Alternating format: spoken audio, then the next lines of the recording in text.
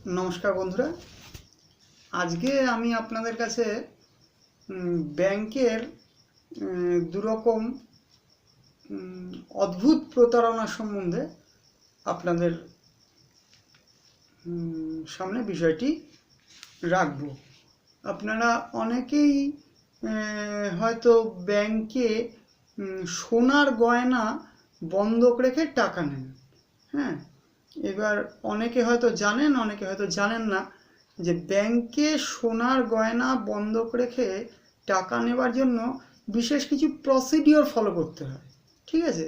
এবং এই প্রসিডিওরগুলো কি কি প্রসিডিওর হবে সেটা ব্যাংক বা কোনো গোল্ড লোন সংস্থাকে কিন্তু নির্দেশ দেওয়া থাকে, রিজার্ভ ব্যাংকের পক্ষ থেকে নির্দেশ দেওয়া থাকে। কিন্তু আমরা বেশ কিছুদিন ধরে দেখছি যে অনেক ব্যাংকই এই প্রসিডিওরটা ফলো করে না। তো আমি আপনাদের কাছে এই প্রসিডিওরটা কি, সোনার গয়না বন্ধক রেখে লোন নিতে গেলে কি প্রসিডিওর ফলো করতে হবে ব্যাংকগুলিকে, সেইটা ডিটেলসে আপনাদের জানাচ্ছি। সেইটা হলো, প্রথমে ধরা যাক আপনি আপনার কানের দুটো দুল, এক জোড়া নাকছাবি, এক জোড়া বালা আর একটা হার, হ্যাঁ, নিয়ে ব্যাংকে গেছেন। ব্যাংকে গিয়ে বললেন যে এই গয়নার বদলে আমি, এটা ধরা যাক এই টোটাল এই গয়না গাটিগুলো 20 গ্রাম, টোটাল এই আপনার টোটাল এই গয়নাগাটিগুলো ধরা যাক 20 গ্রাম, ঠিক আছে।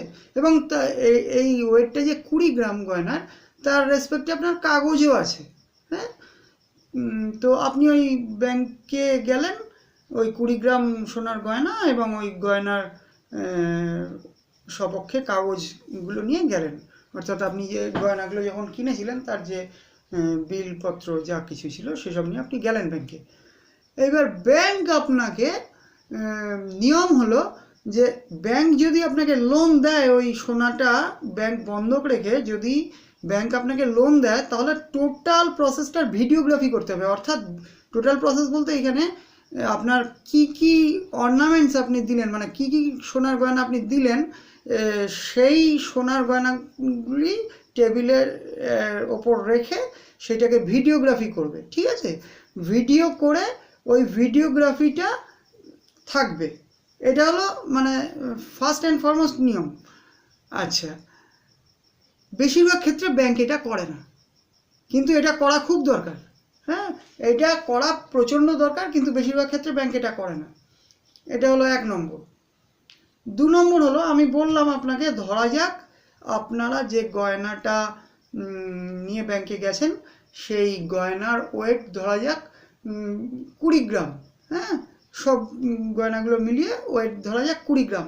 ব্যাংক আপনাকে প্রথমেই বলবে যে এই গয়নাগুলোর এফেক্টিভ, ওরা এই টার্মটা বলে যে এই গয়নাগুলোর এফেক্টিভ রেট হলো যেটা, সেটা আমরা 20% ডিডাক্ট করে দেবো।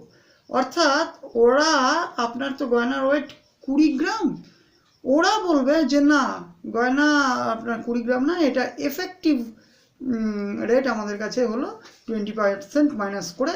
অর্থাৎ 10 গ্রামে 20% মাইনাস মানে 8 গ্রাম, আর আপনার 20 গ্রাম আছে, তাহলে 8 আর 16 গ্রাম, অর্থাৎ 20 গ্রাম সোনার গয়না নিয়ে আপনি ব্যাংকে গেছেন।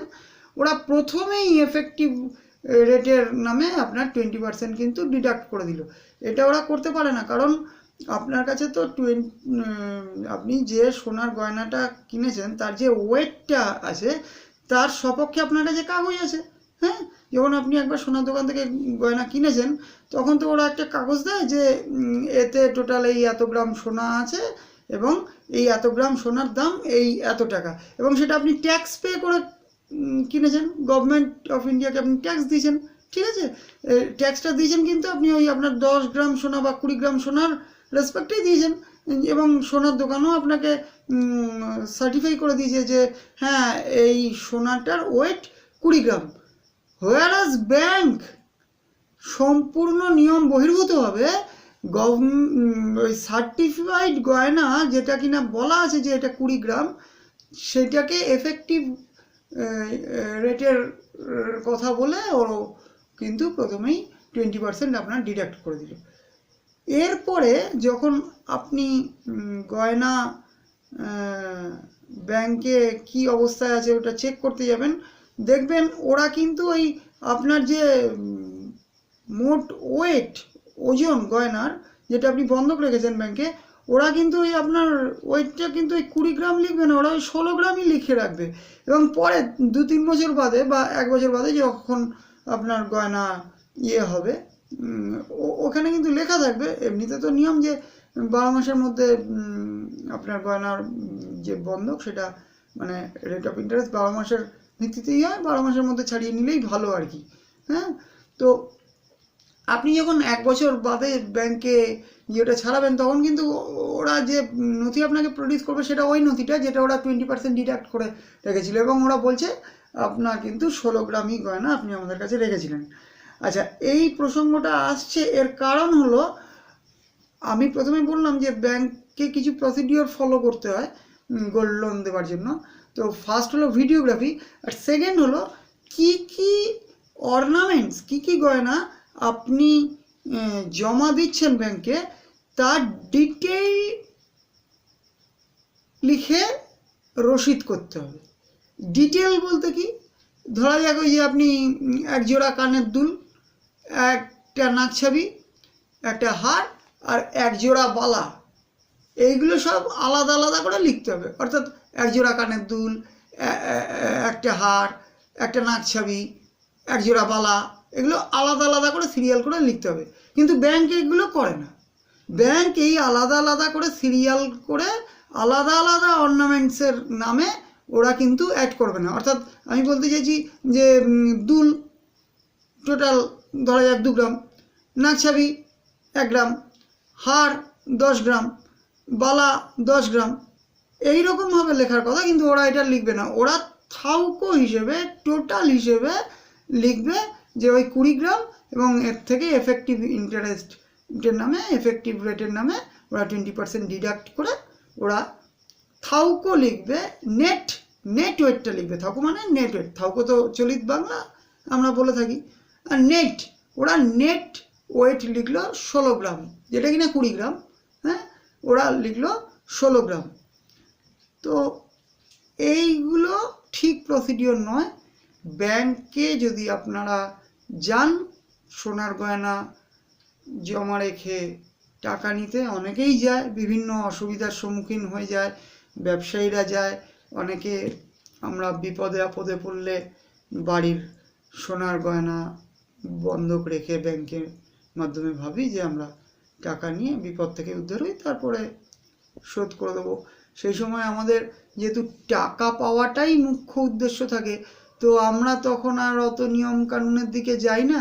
তো আমরা যেন তেন প্রকারেণ টাকাটাই পেতে চাই, এবং আমাদের বিশ্বাস থাকে যে যেহেতু এটা রাষ্ট্রায়ত্ত ব্যাংকের মধ্যে আমরা যাচ্ছি, তো এখানে কোনো অসুবিধা নেই। কিন্তু ব্যাপারটা হলো, আপনারা যদি কোনো সংস্থা, যে সংস্থায় গোল্ড লোন দেয়, সেইখানে গিয়ে তার প্রসিডিওর দেখেন, আর আপনারা যদি ব্যাংকে গিয়ে ব্যাংকের প্রসিডিওর দেখেন, এই দুটো প্রসিডিওর ফলো করলেই আপনারা বুঝে যাবেন যে আমি ঠিক কোন জায়গাটায় আপনাদের সতর্ক করতে চাইছি।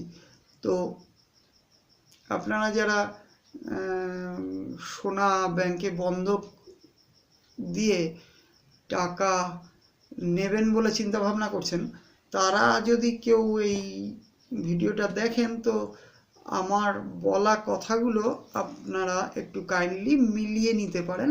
হ্যাঁ, তাতে আপনারা হয়তো সতর্ক থাকতে পারেন, বা আপনাদের অন্যরকম কোনো আশু বিপদ থেকে আপনারা রক্ষা পেতে পারেন। কারণ এখন প্রতারণা এইরকম পর্যায়ে চলে গেছে, কে বাইরের লোক, কে সংস্থার ভেতরের লোক, ওইসব আর মানে যেন কোনো ম্যাটার করছে না। এখন তো মানে অদ্ভুত প্রতারণা হচ্ছে, যার মধ্যে মানে যে কেউ জড়িত থাকতে পারে। সেই জন্য আমাদের কাজ হলো সতর্কতা অবলম্বন করে যেগুলো প্রসিডিওর আছে, সেই প্রসিডিওর ব্যাংক যেন মানে, ব্যাংক সেটা আমরা ব্যাংকের কর্তৃপক্ষকে বলে দেখতে পারি যে হ্যাঁ দাদা এইগুলো তো এমনিভাবে করতে হয়, তো আপনারা এগুলো এমনিভাবেই করুন। হ্যাঁ, ওরা বিভিন্ন রকম ওজোর আপত্তি অজুহাত নিজেদের স্বার্থ সুরক্ষিত করবার জন্য বা নিজেদের কাঁধ থেকে দায়িত্ব ঝেড়ে ফেলবার জন্য ওরা বিভিন্ন রকমভাবে আমাদের বোঝাতে চায়, কিন্তু আমরাও সেই ক্ষেত্রে বুঝি, কারণ আমাদের সেই ক্ষেত্রে বললাম আশু প্রয়োজন টাকাটার, সেই জন্য আমরা যেন তেন প্রকারেণ ব্যাংকের ম্যানেজারের বা ব্যাংকের কর্মীর কথায় আমরা সায় দিয়ে আমরা ইয়ে করিনি। কিন্তু প্রসিডিওর এটা, তো আপনারা যদি কেউ ব্যাংক থেকে সোনার গয়না বন্ধক নিয়ে টাকা নেন, তাহলে সেক্ষেত্রে এই মেনলি এই দুটো প্রসিডিওর দেখবেন। এফেক্টিভ রেট অফ ইন্টারেস্টটা, এটার কোনো যৌক্তিকতা নেই, কিন্তু ওরা এটা করে। তো ওগুলো একটু কথা বলতে হবে যে যেহেতু একবার আমি ট্যাক্স দিয়ে বিল দিয়ে এটার ন্যায্য দামে আমি এই ন্যায্য ওজনের সোনাটি কিনেছি, তো কোনোভাবেই এফেক্টিভ ইন্টারেস্টের নামে এটা কমানো যাবে না। অর্থাৎ 20 গ্রাম সোনা হলে 20 গ্রাম সোনাই লিখতে হবে। আর ওই নেট ওয়েট লেখার আগে আপনারা ইন্ডিভিজুয়াল অর্নামেন্টসগুলোর ইন্ডিভিজুয়াল প্রোডাক্টের যা যা ওয়েট সেগুলো উল্লেখ করে, সেই প্রোডাক্টসের নাম উল্লেখ করে, ওয়েট উল্লেখ করে আপনারা সিরিয়াল মেনটেন করে টোটাল নেট ওয়েটটা করবেন। এটাই হলো সতর্ক থাকার একটা উপায় আর কি। নমস্কার। এই আমাদের এই ইনফরমেশানটা, এই ভিডিওয়ে যে ইনফরমেশান আমি আপনাদের দিলাম, এটা যদি আপনাদের কারোর সামান্য কাজে আসে তো আমি নিজেকে ধন্য মনে করব যে আমার করা ভিডিওটি আপনাদের কাজে এসছে, তাতেই আমি খুশি। নমস্কার, ভালো থাকবেন, শুভরাত্রি।